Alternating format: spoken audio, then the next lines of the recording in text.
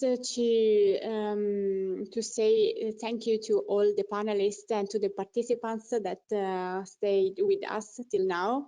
This is, let's say, the first appointment for us, but we would like to continue the dialogue with all participants and panelists, following up this session, collecting all the inputs, and also people that would like to add is really welcome, because we will produce an output paper of this policy table. We will send by email to all the participants, so it's also a living document we could integrate with further comments, and we gave also you and the appointments for the next policy table, because we are also organizing this, and it will be focusing on funding programs and the recovery plan, helping SMEs to overcome COVID crisis. So we will tackle another perspective of the topics that the project is focusing. So again, you will invited to participate to the next table. Yes, thank you for reminding us of this.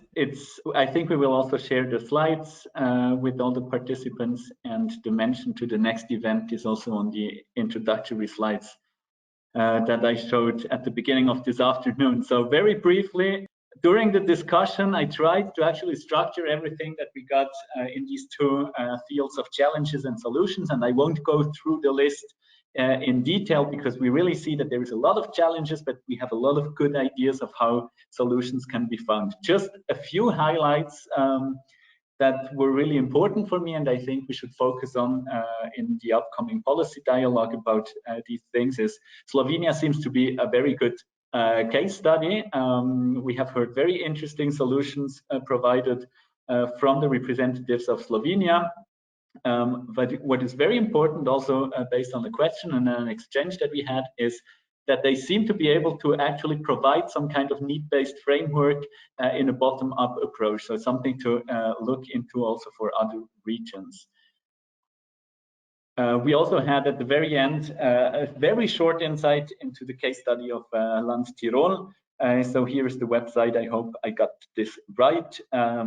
Otherwise, we will be able to correct that. And there's also Digital Tirol. I just see it in the chat now. So digital.tirol would be the other platform that was talked about. So another case study that we could take a look into. We also had a very comprehensive presentation of what is actually going on at the level of the legislative framework. Very impressive here also. Everything is tending towards a more conducive framework for digital transformation. What would be important now to focus on in the policy dialogue is really what does this mean for the member states? How can they benefit from these improved legislative framework condition to actually turn this opportunity into concrete transformation, transformation at the business level for SMEs, and especially for mature SMEs. This is another topic.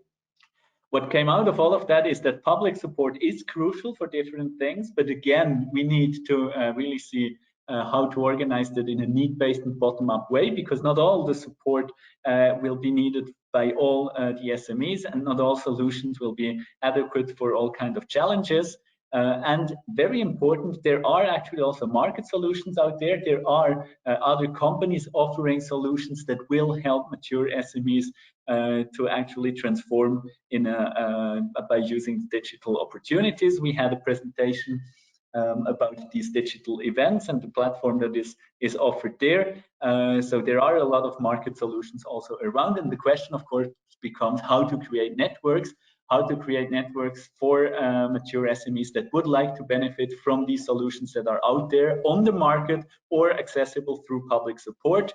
Very important, this aspect of networks, also with regards to consulting. So in the solution section, we were also talking about how important it is to actually make available consulting networks. Again, this can be through public aid, but it can also be something that is provided on the market. The question becomes how to organize these networks.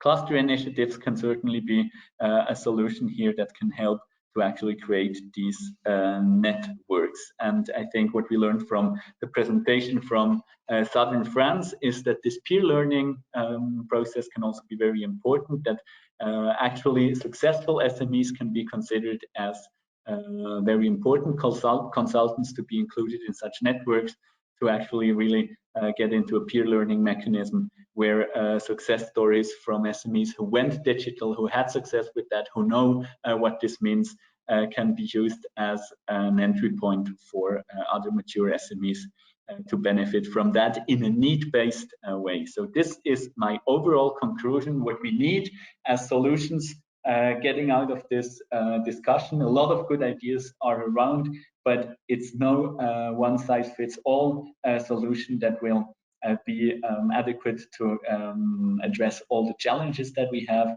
We will have to develop tailor-made services, and this is why I think it's really crucial that we continue this policy dialogue, that we continue to collect case studies from different regions, best practices from SMEs who went through the process, that we're really strategically taking a look at what the challenges are and what adapted solutions will be to be offered, for example, through the BE-READI points developed in this project.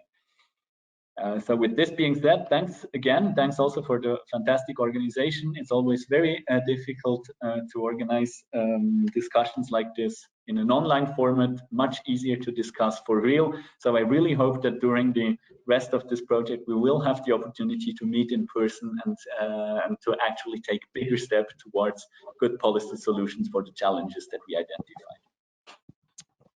Thank you again. Bye-bye. Bye. Thank you. Bye-bye. Bye-bye.